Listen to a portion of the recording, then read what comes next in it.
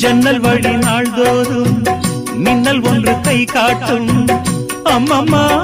என்னைத்தான் ஆசைகளில் நீராட்டும் எனக்கும் உனக்கும் இருக்கும் நெருக்கம்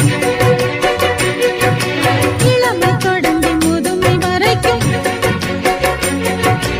இரவும் பகலும் உறவை வளர்க்கும் இடையில் இருக்கும் தடையை தகர்க்கும்